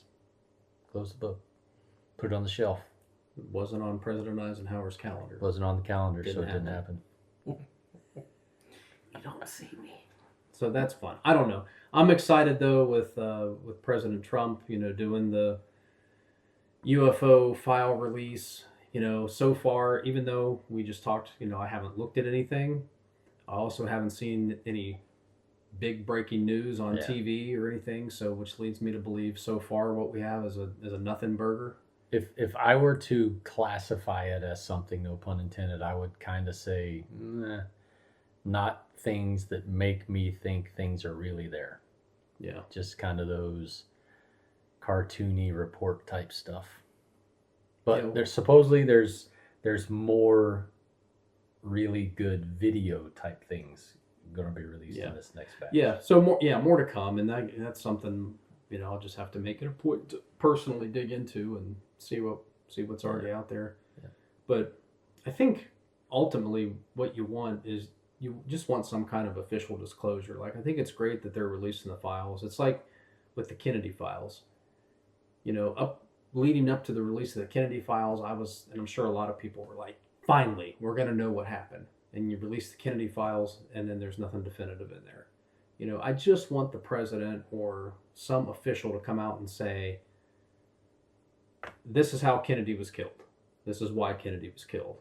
Yeah. And yes, there are UFOs and aliens, and this is what they are, and this is what they want, and this is what they're doing here. And we got you. Yeah. We're watching for them. We'll protect you. Release the files, sure, and you know we can all go out and do our own homework, but I just want that one government official to come out and say it. Come on, Pete, say it. Yeah. Say it with your chest. Thank you, Pete. And Pete we trust, right? And Pete we trust. Yeah. What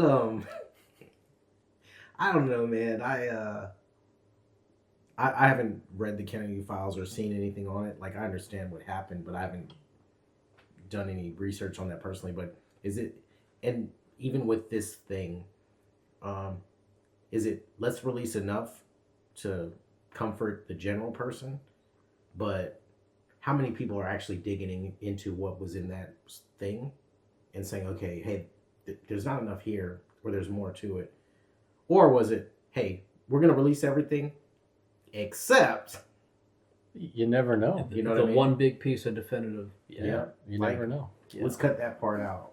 Well, and I recently heard, and this goes back to like with President Trump releasing the files, and then President Obama having the snafu, like, oh yeah, there's aliens. No, there's not. Just kidding.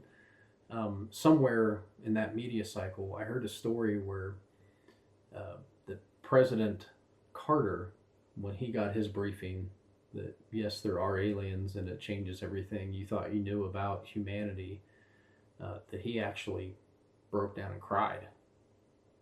That basically his, the entire existence of humanity has been a lie, basically. Well, there's a documentary on Netflix, I can't remember the name of it, but there's this big UFO scientist guy who's like, and then there's a government official, they're talking, and they're like, are there things that the president knows and doesn't know? And they're like, yeah, the president doesn't need to know everything. We don't tell the president everything. We never have and we never will, because they don't need to know. They're only here for maybe 4 years. They don't need to know the shit we've been working on for the last 40 years. Yeah. So, to all of our points over this whole hour and a half is, you know what they want you to know. Mm-hmm. Yeah. And you're probably not going to get anything other than what they want you to see.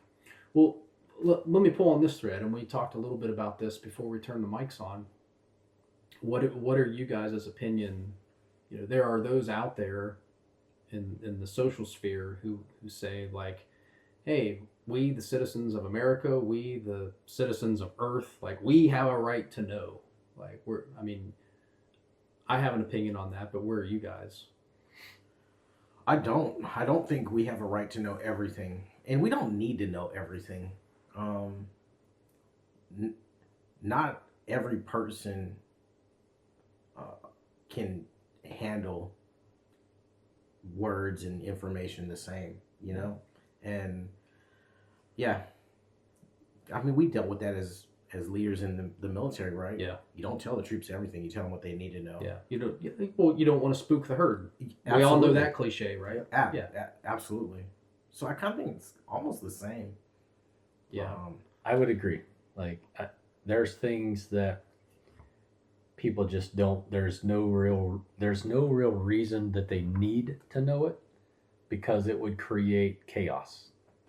Yes. It would create just panic or something. There are just things that, hey, I am a I trust the system guy, not to a fault, but I just do. I trust that we know as much as we need to know, and the people that are handling it the way it needs to be handled. Yeah. Well, I think so that I can live my daily life. I would agree with both of you, and I think that's the having worked in national defense as long as we have, like, I understand Joe Public, Joe American citizen, like, hey, well, I'm an American citizen, I have a right to know what my government and what my military is doing. Yes and no. Like, there's certain things that you shouldn't know for certain reasons, and do you have a right to know those things? If you had a right to know those things, then you would know those things. Like, yeah. So no, you don't have a right to know that. If you have the right security clearance and a need to know, then you have a right to know it. Right. Right. But there's shit that we don't know, and I don't need to know. Facts. I don't want to know. Things I don't want to know. Maybe some of the shit we talked about today, I'm not really sure I want to know definitively, but yeah. I agree with that, man. And two, think about how many times, like, you were in a unit or a thing and you looked at something that had happened and you're like, well, why did they do that? And if you really put yourself in that position, they probably were doing the best they could with what they had at the time. Yeah. But once you're removed from it, it's easy to judge and pick it apart. Yeah. Yeah. Same with this kind of stuff, or anything else related to, like, what faith are they going to lose in people, in their government or industry, to say, if you know everything? You know? Yeah. I do think though there's an element, like when you bring in the religious element, when you have devout, people of whatever, or devout to whatever religion, and then you throw a curveball like, oh, guess what? There are aliens, and oh, guess what? You didn't originate from Earth. You were, made in a test tube on some far off galaxy and brought here millions of years ago. Yeah, that could shake like religiously grounded people like to their core, and there's a lot of those people. And so, you have those people. I'm going to talk out of both sides of my mouth, but I also think that there's also a large portion of the public, like if the president took to the podium today and said, yes, there's aliens, there's a lot of the population that would be like, yeah, okay, I'm going to swing by McDonald's and get a lemonade, Yeah. Dude, how many people would freak out though? Like, or like the preppers, like what kind of chaos would it cause once it was acknowledged? There'd be really long lines at Walmart. Dude, I had this conversation with my brother a couple years ago we were talking about alien disclosure, and he thinks chaos in the streets. Oh yeah. Right? But then I equated it to, we were all around when Don't Ask, Don't Tell was repealed, right? And we all thought, there was a faction of people who thought, oh my God, the gays are going to come out of the woodwork. There's going to be gay people everywhere. Well, if you just step back and take a deep breath, regardless of what your feelings are on that, like, they've always been here. Like, the Don't Ask, Don't Tell, don't tell me you're gay. And you're here. And you've always been here. Now you can just, be who you are openly, right? And there was not chaos in the streets, within the military when Don't Ask, Don't Tell was repealed. So I don't know. I kind of think it would be, I think you would have some chaos because, again, you bring in the religious element and just, I think it would rock some people to their core, but I don't think we would have riots. I think for the most part, I think it would be shocking to a lot of people, but I think, after the initial shock, people just go back to their regular life. Because if there's aliens here, a president's announcement doesn't change anything. They've always been here. Sure. But going to your analogy there, connection, right? How many people came out when that got repealed and you were like, holy fuck, I had no idea, right? There was a couple. Same. Yeah. There was actually, and she was a well-respected officer on the base I was at, and it was shocking. Like, would have never thought that. Now, granted, I didn't know her super personally, but my ex-wife worked in her unit and was like, never would have thought it, right? And it didn't change, I know how I viewed her and how my ex-wife viewed her, but it was a shock, right? Now, this is going to sound crazy, but when they announced that, what if Joe Bob next door all of a sudden unzips and this motherfucker's an alien? You know what I'm saying? And he's the cone head. Well, you know what I'm saying? And you're like, non-human human well, I'll be unzipping. That's a totally different impact. Because that's a good point, right? You think, that's a good point. So what if with that announcement comes, okay, they actually decide to reveal themselves? Would you be able to, the lizard people, psychologically, would you be able to handle it? The lizard people under the streets of Vegas are going to come out, right? Yeah. What about personal stories? Anybody got a personal UFO sighting or experience, or saw something weird? I do not. Never working in the missile fields? No. I mean, I've been in all the places where you would think that would be a possibility, but I never. Not an experiencer, Jason? Yeah. Not like alien related or like flying object. You were like, holy shit, I don't know what that is. Never anything like that. Now, if we wanted to go down a ghost rampage, I could tell you some things about that where it was like, holy shit. The paranormal? But another episode. Alien? No, I've never had that. Yeah. I had something, I'm not going to say it was a UFO because I don't know what I saw. The only experience remotely close to what we're talking about today that I've had, it was probably 2018, 2019. I had already PCS to Wright-Pat. And my parents live in Eastern Ohio. So I got off work on a Friday night and I was driving over to my parents for the weekend. And once you get off of I-77 in Eastern Ohio, it's Appalachia over there. Like you get off the main road, it's dark. And you got these 2-lane curvy roads through the country. So I get off the interstate and I had about 35 miles worth of that. I'm just driving through the pitch black. It's 9:30, 10 o'clock at night. It's not super late, but it's dark. And I'm driving on one of these curvy ass roads, and the road kind of curves to the left. And I looked out to the right up over the horizon, and I saw it looked like, you know how the sun looks? It's just a bright orb. It was like I saw some kind of bright orb, large bright orb off in the distance. And at first I thought it's the moon, but the moon was actually behind me and it was white. It wasn't like bright like the sun. And this all happened within like a second or two, like very fast. So I look, I'm like, oh, that's the moon. And I'm like, that ain't the moon. And all of a sudden it just like went like this, like starting at the 12 o'clock position, dark, dark, dark, dark, dark, dark, dark, disappeared. And it just happened so fast. And I was just like, what the hell was that? And it kind of spooked me a little bit. And I, drove a little faster to get to town. And I told my parents about it when I got I'm like, I saw the weirdest thing. Like, I don't know what it was. And, my dad starts teasing me like, oh, sounds like a UFO. Like, I don't know. Maybe it was, maybe it wasn't. Maybe I looked at the lights on my dashboard and, looked off in the dark and I was seeing spots. I don't know what it was, but it was very weird. I've never experienced anything like it before or since. And there weren't no towns or like, the big antenna towers that you'll see sometimes on top of houses. You didn't? No, nothing like that. It's just, I don't know. I don't know what it was. Interesting. I mean, I'm not opposed to, it being explained away. It was just your eyes playing tricks on you. Maybe it was, but maybe it was a reflection in the glass. Like, I don't know, but I saw something, and it was weird, and it touched me deeply. Every time I think about aliens, there's a SNL skit. The lady, I think her name is Kate McKinnon, does, and you gotta check it out. And she's talking about getting abducted, and I think it's a spin-off of like, yeah. She's like the trailer park lady, in the skit. It's like maybe there was a version of it in the 90s.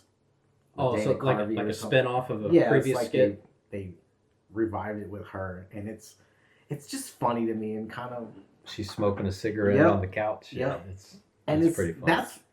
I hate to say it, but whenever someone brings up seeing something like that, I just think of that, and then yeah, that's funny. I don't know. Saturday Night Live, Kate McKinnon alien skit. Check it out. It's funny. Yeah, I'm gonna look that up. Yeah. Well, if it was an alien, I mean, that's kind of cool that you got to see a thing, right? The shitty part is you'll never know. Yeah. Yeah. Probably never know. Yeah, we'll definitely never know. I mean, it's fun to think about the possibilities, but I don't claim it was one thing or another. I just know that it was weird. But if you go back, and I know I mentioned Coneheads, and it was a good movie if you think about it. Yeah, it was. Yeah, Chris Farley's in it. How did that stuff come about? Was it really the human mind just that imaginative? Was it drugs, or was it legit? There's a thing there that's saying, hey, we're here. All those stories, and you know what I mean? Yeah, I don't know, man. I don't either. Like, it transcends eras, it transcends millennia, it transcends culture. Maybe we're on the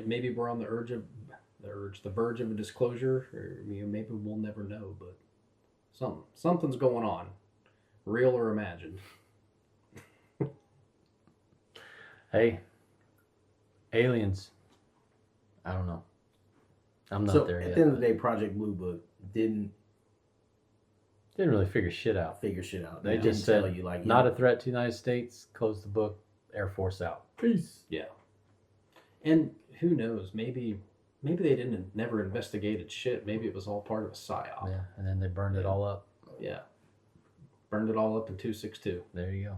Yeah, That's interesting. I didn't know that. But go back to, like, if you think about information sharing and stuff, like, think about why we first went into Iraq. No reason I bring this up. My daughter just did a project for her history exam, and she chose Iraqi freedom. And she was like, "Hey, Dad," she asked me two questions. One started with, "Do you believe in why we're doing what we're doing in Iran?" And I was like, "Huh, why would you ask me that?" And she was like, "Well, because I'm tying it into, you've been in the military, you work around it, you know things that I don't know." And I was like, "Well, I wouldn't want to really discuss that because I have feelings both ways." yeah, But I told her, I said, why? And I remember us going into Iraq, and the why we're going in there, and then reading a book years later by Colin Powell where he says, "Yeah, we were misinformed on some stuff, and the things we thought they weren't, but we couldn't say that." Well, by the time we figured it out, it was like too far gone. yeah, To just acknowledge and then just stop doing the thing.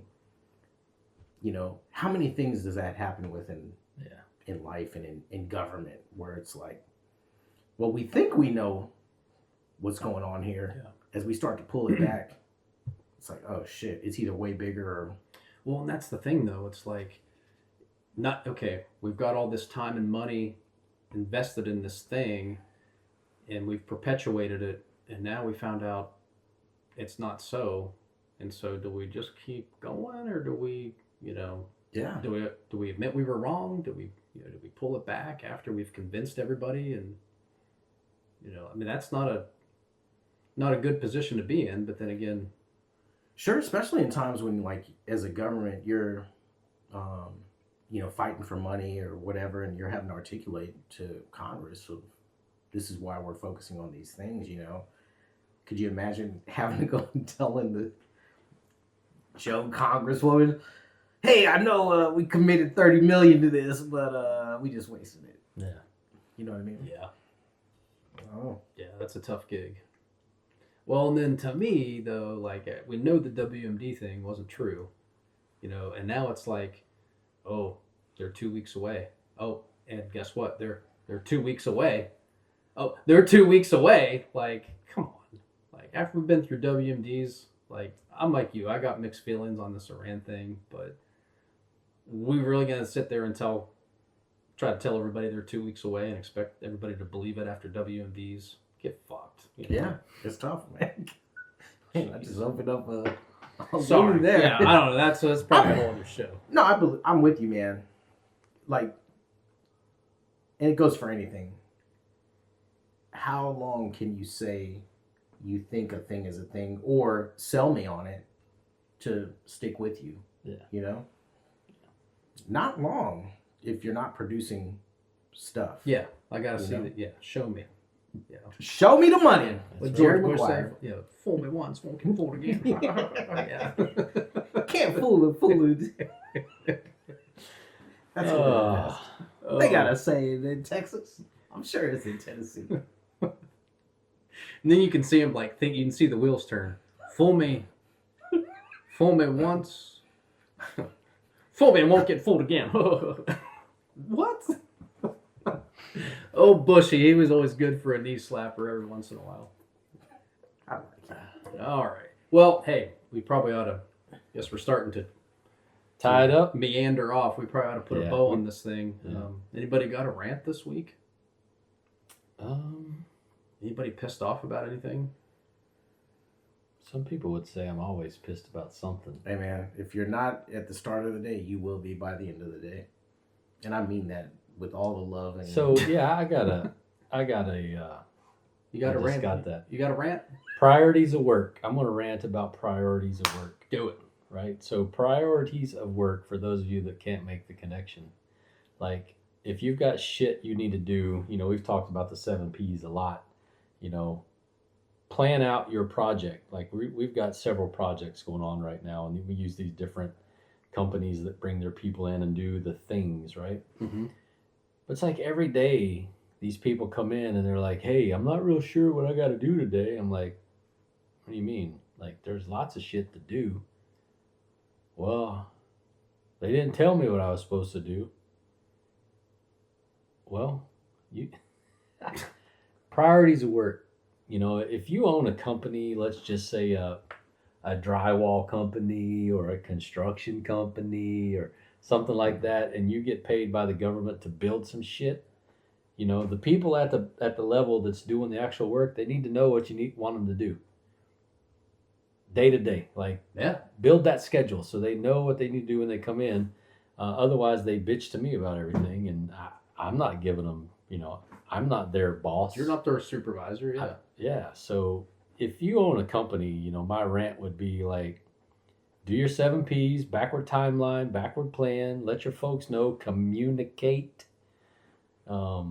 what you want them to do each day. Because when they come and they're lost, good workers, like shit hot workers, but they don't have a goal for the day or an objective for the day, shitty product. Well, from a leadership perspective. That's that whole empowerment thing. Yeah, empower your folks.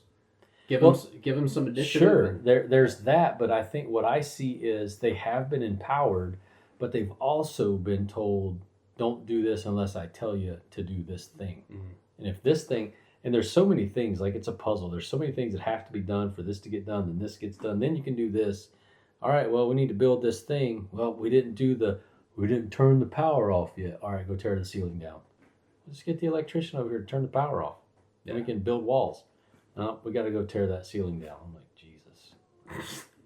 Whatever. Sounds like you're going through it right now. Priorities of work, people. Figure it out. Let your people know what you need them to do. At least in a 5-day sequence. I don't know. Anyway. I like it. All great points. Yeah. Jason, any closing comments? No, man. Thanks for inviting me, and this was really great. Yeah. I'm excited to have more conversations and drink more bourbon and beer. Brewdog is delicious. It does taste a little bit IPA-y. There's a little hint. It's a Pilsner, but there is a... I was kind of surprised. There's an IPA flavor. A little bit of hoppier. Yeah, a little hoppier. Pilsner. There you go. But I appreciate it, man. Yeah, man. Welcome. And I felt what you said, and I know what you're talking about specifically. Yeah. What's funny is, I mean, obviously Brady's leaving a lot out of there, but when you think about everything you deal with, and it's funny, or funny's not the word, maybe ironic, where I wonder, to that point, they were tearing up a road by my house that's on my normal commute to work, right? And within a week, they had tore it up and repaved a very, very large chunk of this road. And I wonder, well, who was telling them, hey, you have these 3 things? I'm sure there's like 4 or 5 different types of processes involved, from tearing it up to repaving to cooling to painting, sealing, all that. Yeah, shit. all the shit that goes involved with that. But who was that dude that had it affect minimal people and minimal time? You know what I mean? Because in the bigger picture, the effect was huge, because it's a major artery of flow of traffic. You know. But anyways, do it at night. Or that. Get the lights out. Do it at night. Or that. But then you got to pay him more because it's nighttime. Night shift differential. All this bullshit, man. Dude, last thing. And I've told you this story before. Or did I tell this? I haven't heard it yet. I don't know. About when I was in Korea and they tore down the barbershop? No. Dude, I was stationed in Korea, Kunsan. 2002. The barbershop was its own little building, right? Just a small little building. No bullshit. They tore that sucker down. Or they threw up a fence. I was on shift 11:30 at night on a Tuesday. I saw them putting the fence up. The next night, I knew there was stuff going on. You could tell. By the time I was walking to go get a haircut the next morning, so not even 48 hours away, there was nothing but grass in that spot. And I'm walking by like, the barbershop was just here a shift and a half ago. And it's completely gone. And it's nothing but grass. Backfilled? Bro, you would have never known like it was never building was there. Wow. Unless you knew. That's efficient. Bro, but that's how they did. For that level of project, that's efficient. Yep. Props. Yeah. price. Well, is that Bunker Bullshit episode 2 in the books? I think it's in the books. I don't have nothing to bitch about this week. So Yeah. Well, I think we all appreciate y'all tuning in. For those of you who are listening, we really would appreciate a like, a subscribe. But for me personally, I really want to hear like things you want us to talk about. We will talk about anything.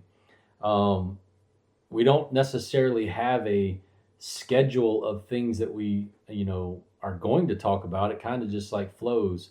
But if you guys drop us a note, drop us a comment or some feedback, we will definitely do our research if we don't know about it, and we'll throw it out there and do some talking on it. So give us a like, a subscribe, and drop us a note. heck yeah.